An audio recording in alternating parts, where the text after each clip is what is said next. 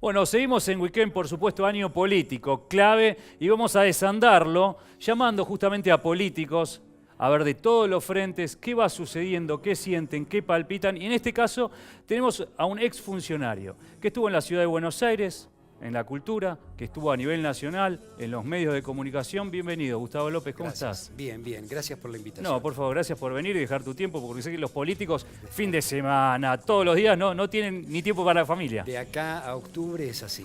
Bueno, Forja, ¿de qué se trata? Contanos un poco. A ver, es un partido que nació, la mayoría de los dirigentes veníamos del radicalismo y que se conformó a partir del 2003, cuando Néstor Kirchner convocó, desde una situación de extrema gravedad de la Argentina, a construir, no importa de dónde viniéramos, un país con inclusión, con igualdad, con justicia social. Y nos pareció que lo que él estaba proponiendo, debo confesar que yo personalmente no lo voté, pero con mis amigos y con muchos dirigentes del radicalismo veíamos que volver a los juicios por los crímenes de lesa humanidad, la política de memoria, verdad y justicia, plantarse frente al Fondo Monetario pidiendo una renegociación de la deuda, esa famosa frase, los muertos no pagan, déjennos crecer y después vamos a pagar, una política activa en materia de consumo interno, generación de empleo, industrialización o reindustrialización de la Argentina. Todo eso nos convocó porque era lo que nosotros veníamos planteando del alfonsinismo y que, en todo caso, en el 89, las fuerzas del mercado nos habían derrotado. Sí. Digo, habíamos peleado contra los mismos grupos económicos.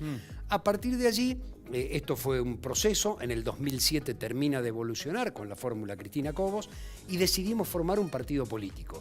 Y ese partido político se sintetiza en Forja. Hemos cumplido 10 años, hoy somos un partido político nacional y a partir del 2008 yo formé parte, hasta el 2015, del gobierno de Cristina. Con buenas perspectivas a nivel nacional también, ¿no? Estamos peleando la gobernación de Tierra del Fuego, yo creo que la vamos a ganar. Hoy nuestro candidato, que es Gustavo Melella, intendente de Río Grande, le lleva más de 20 puntos a la gobernadora, a Bertone. Y después sí, estamos en todo el país, en donde peleamos porque las ideas del campo nacional y popular, que son irigoyenistas, que son alfonsinistas, pero que también son peronistas. Nosotros ahora en los últimos años hemos incorporado muchos peronistas a nuestras filas. Se sintetizan en lo que fue las ideas del kirchnerismo en los últimos años. A ver, yo te soy sincero, en este programa siempre programo, pienso qué decir siempre. Pero la idea es salir de esta grieta que estamos. Te soy muy sincero. Si yo sé que es funcional a algunos partidos políticos y es necesaria tal vez. Pero digo, estamos en un momento que tenemos que serenarnos, que no es un Boca River, porque también veo que la sociedad está polarizada y es ganarte. A mí no me importa ni escucharte si no te tengo que ganar en el diálogo. Es cierto. ¿Qué pensás vos de esto? ¿Y qué proponés con esto, no? A ver, la grieta es muy funcional al macrismo. Uno podría decir que existe desde siempre una grieta ideológica en la Argentina, donde hay dos corrientes muy marcadas, pero dentro de cada corriente hay zonas muy grises. Uno podría decir que hay un campo nacional y popular que lo funda el irigoyenismo en finales del siglo XIX, principios del siglo XX, lo sigue el peronismo y después lo siguen muchas corrientes. Digo, no es que hay solo peronistas y radicales. Hay muchos peronistas y radicales, hay muchos socialistas, hay muchos independientes, pero también hay muchos peronistas y radicales en lo que hoy podríamos llamar el campo neoliberal conservador, que yo lo denominaría de esa manera. Entonces digo, hay dos grandes corrientes de pensamiento que son incompatibles unas con la otra. Incompatibles porque cuando uno dice, bueno, ¿cuál es mi modelo educativo? ¿Cuál es mi modelo de sociedad? ¿Cuál es mi modelo de redistribución del ingreso? ¿Cuál es mi modelo de ciencia y tecnología? La verdad que hay diferencias enormes. Después, en el campo popular, hay muchos matices. Digo, hay infinidad, hay un montón de grises. Y del otro lado también. Sí. Ahora, a los medios, a los grandes medios, y sobre todo al macrismo, le ha sido funcional la grieta. Cristina la usó, y la usó mucho. Bueno, el cálculo salió mal, se perdieron las elecciones. Digo, Cristina creyó que Macri nunca le podía ganar, que era el candidato más débil por historia, y le ganó, aprovechando una coyuntura irrepetible, creo yo. Y hoy el macrismo está aplicando la misma técnica. Digo, no le importa, el macrismo no tiene presente, no puede hablar de lo que sucede en el presente, Creo que el reportaje de la semana pasada del presidente de la Nación con Majul Sí. habla de eso. Sí. Digo, no hay presente, hay pasado, un pasado recortado solo al kirchnerismo y con mucha cosmética y mucha mentira. Y el futuro para ellos es muy lejano. Siempre será aventuroso, pero nunca llegará. Yo creo que nosotros tenemos que hablar del presente y yo creo que hay que empezar a pensar en un gobierno de coalición. A mí me Como parece... pasa en Europa, como pasa en el mundo en realidad, salvo en Estados Unidos, digamos. Porque además, en Estados Unidos es paradójico, no hay gobierno de coalición, porque la política tiene un margen bastante estrecho. Sí. Digo, no hay margen para extremos en la política Lo ves en el norteamericana. presidente, ¿no? Uno que pensaba que podría hacer desastres, la política lo contiene. Exactamente, o los factores de poder, digo, tienen límites. Sí. En la política europea es muy común los gobiernos de coalición. Sí. Hay grandes líneas de pensamiento, ahora un poco desdibujadas. No, pero hasta Merkel la ves que va a los demócratas, que tiene que cerrar alianzas con partidos mucho más chicos en ciertas zonas. Hasta los 80, los 90 había dos grandes líneas, digo, los conservadores y los socialdemócratas. Sí. Y después había acuerdos cuando no tenías mayorías. Bueno, yo creo que hay que, digamos, que no estamos para la política pendular, que hoy no nos conviene, que es lo que está buscando Macri. Macri está buscando la política pendular. O el pasado, según él, o el futuro prometedor, que vuelvo a repetir, nunca llegará. Yo creo que hay que hablar del presente, de las dificultades extremas que tenemos. Cualquiera que gane tiene que sentarse con el fondo a negociar esta deuda impagable. Y yo creo que para eso necesitas un gobierno de base muy amplia, donde sean muchos los sectores y los partidos políticos que vayamos en conjunto a negociar. Obviamente, primero hay que ponerse de acuerdo en qué programa. Y yo creo que ahí, por eso hablo de una brecha histórica, pero no la actual, no como se pretende, donde los que están con una política neoliberal no entran. Digo, yo creo que tiene que haber una política productivista del mercado interno, de cuidar el trabajo, y ahí entran todos. Digo, ¿De cerrarte al mundo? No, porque es imposible cerrarte al mundo. Ahora, algunos confunden cerrarse al mundo con tener una política de protección del empleo y de la industria. Eso no es cerrarse al mundo. Trump tiene esa política y no se cierra al mundo. Digo, nosotros tuvimos esa política para producir autos. En todo caso, la protección implica que en lugar del 30% ser de producción nacional, sea el 40 o el 50. El otro siempre va a venir de otro lado, porque la economía está así. Entonces, una cosa es cerrarse y otra cosa es proteger. Una cosa es abrir indiscriminadamente las importaciones y otra cosa es abrirlas razonablemente para que no se pierda el mercado interno. Bueno, me parece que desde el kirchnerismo, pero con Lavagna, con Massa, con Felipe Solá, digo, hay que abrir la puerta a una gran discusión, incluso a los sectores de la izquierda que son más refractarios a dialogar con nosotros. Si no hacemos un gobierno de coalición, el peligro, desde mi punto de vista, obviamente, es un punto de vista, que siga el macrismo, es la desintegración de la Argentina como sociedad. Digo, quedan 20 millones afuera. Ahora, yo digo algo, ¿no? Esto de abrir al mundo, porque como propaganda suena lindo. Cuando uno lee los diarios, dice, estamos afuera del mundo. Uno cuando era adolescente leía estos diarios y decía, estamos fuera del mundo. Y uno dice, no me quiero quedar afuera. ¿Viste? Te seducen por ese lado. Pero por el otro lado, ¿el mundo qué me da? Porque cuando yo estoy mal, cuando estoy ahogado y... El mundo te va a querer vender. A eso me refiero. Ese es el Esto es asunto. Ida y vuelta. A ver, le pasa a los europeos con los Estados Unidos, a ambos le pasa con los chinos y a nosotros nos pasa con todos. Entonces, lo que tenemos que hacer, lo que intentó el gobierno anterior y en un momento pudo y después ya no se pudo, que intentó Alfonsín con Sarney en la década del 80, al principio de la década, es crear un gran bloque latinoamericano.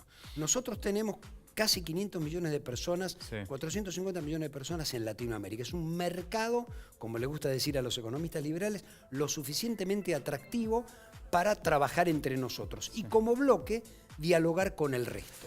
Pero bueno, ahí tenés intereses, digo. Obvio que tenés intereses. Paraguay, Chile, Colombia, podemos decir Perú, están como alineados, ¿no? Sí. Latinoamérica en el gobierno kirchnerista tomó para la izquierda ese lugar, ¿no? Sí, con Brasil. Con Brasil. Y ahí después entraron los medios de comunicación. Bueno, es que contanos un poco de tu perspectiva de adentro, de cómo sabés que se mueven y la lógica de los medios de comunicación. ¿Cómo fue este cambio? ¿Qué es lo que yo creo? El gran problema es la disputa por la redistribución del ingreso. Hoy yo lo explicaba a mis alumnos en la semana, lo explicaba a mis alumnos en la facultad. Digo, la democracia es un sistema en disputa por la redistribución del ingreso. Vos tenés un PBI de 500.000 millones de dólares. Bueno, el tema es cómo se distribuye. La distribución progresiva es con salarios, con impuestos, porque le cobras impuestos a los que más tienen y pagan menos los que menos tienen, con impuestos progresivos, más impuestos a la ganancia, menos IVA. Digamos, eso sería un país ideal, con justicia social, con educación pública, con salud pública, con ciencia y tecnología. Los empresarios, ¿qué quieren? Maximizar la ganancia. Lógico. ¿Para qué está el Estado? Para buscar un equilibrio entre la ganancia de la empresa, que no se maximice de manera tal que la gente se muera de hambre, y la ganancia de la empresa que no sea tan pequeña que no pueda desarrollarse. Bueno, si vos no tenés gobierno, porque no tenés Estado, que es lo que está pasando para mí con Macri, es, ay, yo no puedo intervenir. No, tenés que intervenir, para eso te votó la gente. Si la política la fija el mercado, estamos en un problema. Entonces, en un momento determinado, América Latina se alineó con una serie de gobiernos del mismo pensamiento político. Sí. Un pensamiento político dentro del mundo capitalista con justicia social o con redistribución progresiva del ingreso. Sí. Brasil, Argentina, Bolivia, Uruguay, incluso Chile con la concertación, cada uno a su manera, sí. Cada uno a su manera. Venezuela, cada uno con su folclore, a su manera, y con sus formas, y con su historia democrática. Claro. Ahora vos tenés una Latinoamérica alineada para el libre comercio, en donde los estados no participan o participan mucho menos y la ganancia se la llevan los empresarios. Bueno, sí. Uno decir, esos son los dos grandes modelos. Digo, uno u otro, no es que hay misterios. Los medios se alinearon con uno. ¿Por qué? Porque ellos son parte del modelo económico, ellos quieren maximizar sus ganancias. Bueno, lo han conseguido. ¿Y vos dónde te encontramos? A ver, ¿no? Yo entiendo lo que en el imaginario significa Venezuela hoy y la realidad, ¿no? Y entiendo los medios, el trabajo que hacen para imponer eso. ¿Cuál es tu posición con frente? Bueno, a ver, primero es una falacia que Argentina sea Venezuela o llegue a Venezuela, por historia. Nosotros somos un país productor de alimentos y ellos son un país que lo único que no produce son alimentos. Digo, no tienen vaca, no tienen cereales, no tienen que comer y solo tienen petróleo. Entonces, digo, la historia económica de los países es distinta. Nosotros tuvimos un desarrollo de la economía mediana de sustitución de importación a partir de la década del 30. Ellos no la tuvieron nunca, ni siquiera con Chávez, que lo intentó. 70 años más tarde, cuando Chávez decía, yo soy peronista, en realidad quería hacer el proceso de sustitución de importaciones 70 años más tarde. Entonces, nada, es una falacia, es una mentira creer que Argentina puede ser Venezuela. Yo vivo con preocupación la crisis de Venezuela, que no se puede resolver con un golpe de Estado, que es Guaidó, no es un presidente que haya votado a la gente, ni puede seguir como está. Pero bueno, el diálogo político, Latinoamérica tiene que ayudar, no tiene que desconocer a un gobierno elegido, ni tiene que desconocer la realidad dramática por la que está pasando Venezuela. Tiene que incitar al diálogo y buscar una salida política. Bueno, en eso está el Papa Francisco y esa fue la tradición radical peronista de la Argentina, la no intervención y la decisión soberana de los pueblos. Yo me inclino por esa posición. Ahora, el que crea o el que diga que si gana el populismo nuevamente Argentina es Venezuela, es falso, porque las historias son diferentes. Ni Argentina es Venezuela, ni Brasil es Argentina, tenemos historias políticas distintas. Sí me preocupa que la gente no llegue a fin de mes. Es difícil. Bueno, ¿y el discurso de Macri del lunes pasado? Me pareció tremendo. A ver, por un lado se acusa a los kirchneristas, Florencia en Cuba junto a Cristina. Macri, una semana anterior, pues estaba en las exequias del padre, decía un ejemplo de hombre, y a la semana estaba diciendo que era parte del sistema corrupto. Coimero. Digo, la corrupción también, ¿no? Porque algunos dicen, no quiero esto, pero tampoco quiero lo anterior. No, y la corrupción me parece que es un tema a blanquear, a ser más transparente, que la política de dónde nos financiamos. Estoy absolutamente de acuerdo. Pero se ha montado una campaña que le quiere hacer creer a la gente que todo el mundo fue corrupto. Digo, yo me sumé al kirchnerismo en el año 2003 por sus propuestas políticas, económicas y sociales. Y yo creo que ahí no le hemos errado. Alguna política pudo haber estado equivocada. Digo, la corrupción la saco porque nadie puede aceptar la corrupción. Nadie la puede aceptar. ¿Te acuerdas cuando aparecieron López con un bolso de $9 millones? El primer defraudado fui yo, no porque me llame López también, sino porque digo, mientras yo estaba en el gobierno, este tipo afanaba, robaba. Y esto hace caer a un sistema político. Y Cristina dijo en su momento, pregúntenle quién le dio la plata. Para mí no robaba, la plata la tenía él, pregúntenle quién se las dio. Entonces, nadie puede justificar la corrupción.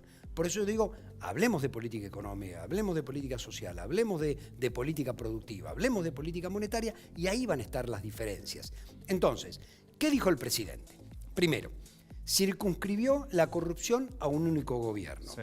Lamentablemente la obra pública está sospechada de corrupción, esto lo tiene que determinar la justicia, fundamentalmente desde que se creó la llamada patria contratista, es decir, desde que el Estado dejó de hacer la obra y pasó a tercerizarla por privados. Esto es la dictadura militar. Y no es casualidad que el imperio Macri haya crecido exponencialmente en la dictadura militar. Esto es de 7 empresas a 49 empresas. Entre ellas Manliva, la empresa que recolectaba la basura en la ciudad de Buenos Aires y que su director era Carlos Grosso, el que después fue intendente. Recordemos que tanto el padre como el hijo, los Macri, estuvieron procesados y condenados, después absueltos por la Corte, en 2 causas muy graves de corrupción.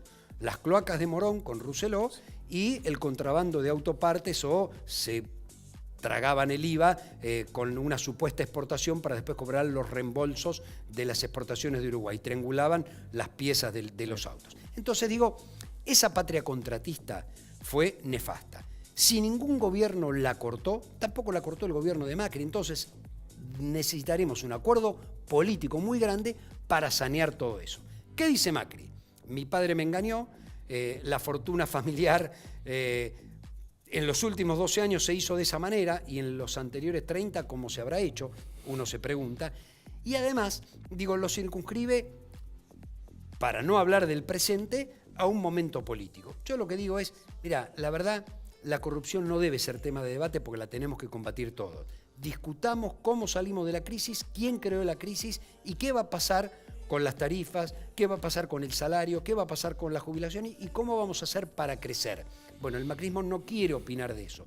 Por eso yo insisto, desde Forja, que hoy forma parte de Unidad Ciudadana, pero que entiende que con esto no alcanza, hay que convocar al resto de las fuerzas que quiera un mismo modelo de país, esto es, sin corrupción, sin corruptos, pero con justicia social, con equidad económica, con redistribución del ingreso, con ciencia, tecnología e industria. Bueno, el cómo, estamos en una encrucijada. Va a haber que sentarse y negociar. Por eso yo creo que tiene que ser de coalición. Bueno, Gustavo, te vamos a invitar a lo largo del año, me parece, porque también no hablamos de la justicia. No hablamos de coyuntura política, digo, las ideas me parece que son bárbaras porque uno tiene que plantear en base, te tienen que conocer cómo pensás, porque aquí con la foto alcanza. Yo proyecto en un candidato lo que yo creo que es el cambio, lo que yo creo lo que es esto, lo que es el otro. A mí me gusta el diálogo y saber qué piensa, y creo que la gente también necesita eso. Son temas, los temas pendientes son temas muy gruesos y la justicia es uno en sí mismo. Gustavo López, muchas gracias por haber venido. Gracias. Seguimos en Weekend.